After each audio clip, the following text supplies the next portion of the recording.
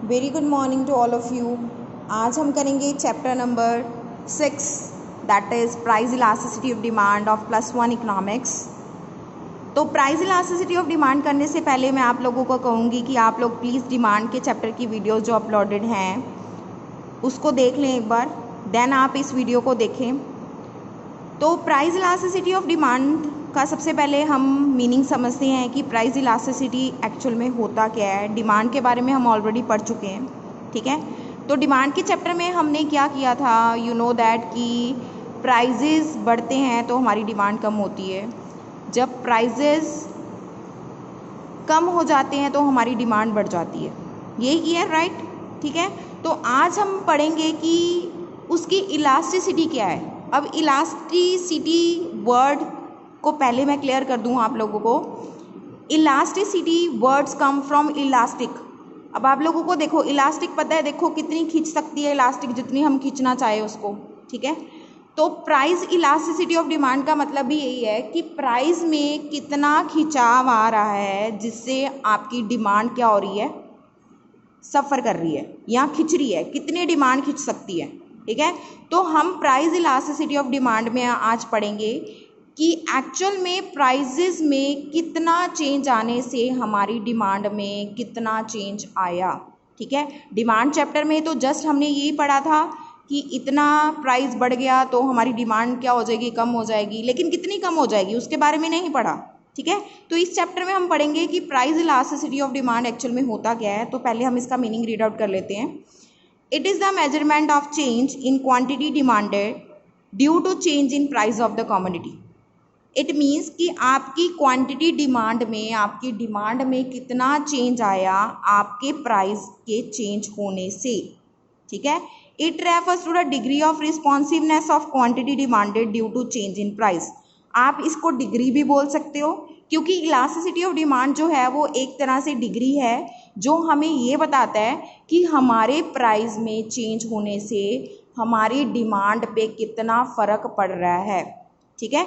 कि हमारा प्राइस अगर 2 रुपये से 3 रुपये हो गया तो उसमें कितना चेंज आने की वजह से, मतलब 1 रुपये का चेंज आया तो उसके कितना चेंज आने से हमारी डिमांड के ऊपर कितना फ़र्क पड़ा। जैसे वो 20 से 25 यूनिट्स की हो गई तो 5 का वहाँ से पड़ा, ठीक है। तो ये हमें डिग्री प्रॉपरली शो करता है, सॉल्व करके हम इसकी डिग्री निकालते हैं कि एक्चुअल में इलास्टिसिटी ऑफ डिमांड होता क्या है, ठीक है, कितना इफेक्ट पड़ता है हमारी प्राइस का डिमांड के ऊपर, ओके। तो अब इसके कुछ मेथड्स हैं जो हम कैलकुलेट करेंगे कि हमें ये डिग्री कैसे फाइंड आउट करनी है। सबसे इंपॉर्टेंट आपका जो मेथड है ना, मोस्टली जो आपके पेपर में भी आता है, दैट इज़ कॉल्ड प्रोपोर्शनेट और परसेंटेज मेथड, ठीक है। प्रोपोर्शनेट और परसेंटेज मेथड को निकालने का क्या फॉर्मूला है, that is elasticity of demand is equal to, minus का साइन है यहाँ पे, percentage change in quantity demanded divided by percentage change in price. It means कि आपके क्वांटिटी डिमांडेड में कितनी परसेंटेज का चेंज आ रहा है और आपके प्राइस में कितने परसेंटेज का चेंज आया, तो ये जो आपकी डिग्री निकलेगी जब आप इसको डिवाइड करोगे, that is called elasticity of demand. अब यहाँ पे आप लोग ये देखोगे कि यहाँ पे माइनस का साइन है, ये क्यों है, what is the reason behind it, सोचो जरा। चलो मैं बताती हूँ। ये माइनस का साइन जो है ना, ये इनवर्स रिलेशन शो कर रहा है। आप लोगों ने डिमांड के चैप्टर में पढ़ा था ना, प्राइस और डिमांड में इनवर्स रिलेशन होता है। तो ये इनवर्स रिलेशन को शो करने के लिए यहाँ पे माइनस का साइन लगाया गया है। तो जब भी आप लोगों से कोई क्वेश्चनिंग करेगी ये माइनस का साइन क्यों होता है, तो आपने फटाफट आंसर दे देना है कि ये शो कर रहा है इनवर्स रिलेशन को, ओके। तो यहाँ पे अब इसका फॉर्मूला है। अब ये तो चलो आपको अगर सम में सीधा ही लिखा आ जाएगी percentage change in quantity demanded इतना है और परसेंटेज चेंज इन प्राइस इतना है, तो आप सीधा ही डिवाइड करके निकाल लोगे। लेकिन बाई चांस अगर आप लोगों को सम में क्वांटिटी, प्राइस वगैरह ये सारी चीज़ें गिवन हो, तो आप लोगों ने उसको कैसे निकालना है, कैसे सॉल्व करना है, अब ये देखो। अब इसका फॉर्मूला क्या बनता है, that is delta Q. Delta Q denote करता है चेंज इन क्यू को, ठीक है, divided by Q, Q is the quantity, divided by change in P upon P, that is delta P upon P.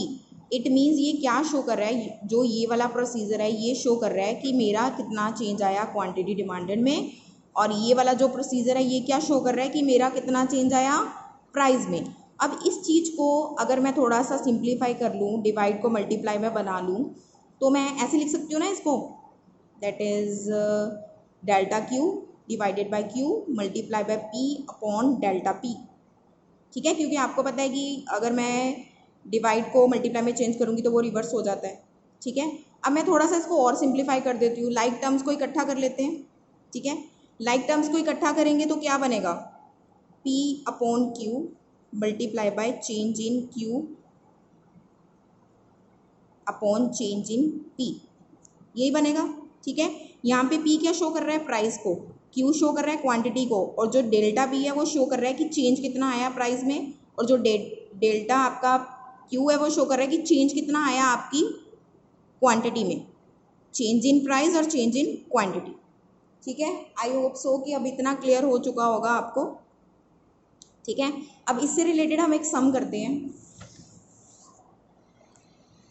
अब देखो ये एक सम है जो आप लोगों को समझने की थोड़ी सी ज़रूरत है कि हमने कैसे करना है। एक बार समझ में आ गया तो बहुत ईजी है।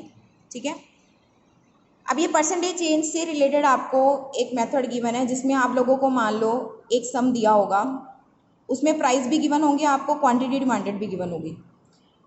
प्राइजेज जैसे आपको यहाँ पे 2 गिवन है, पहले 4 था फिर 5 हो गया, और जो क्वांटिटी डिमांडेड है वो पहले 25 थी अब 20 हो गई।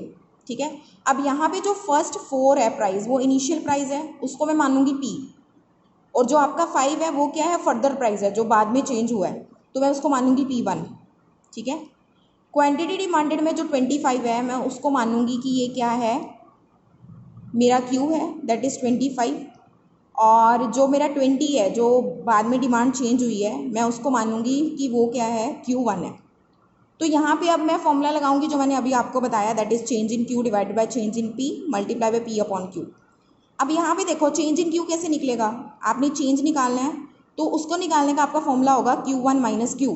इट मीन जो आपकी करंट वाली डिमांड है माइनस जो प्रीवियस वाली डिमांड है उसको माइनस करके आपका चेंज इन Q आ जाएगा, दैट इज -5।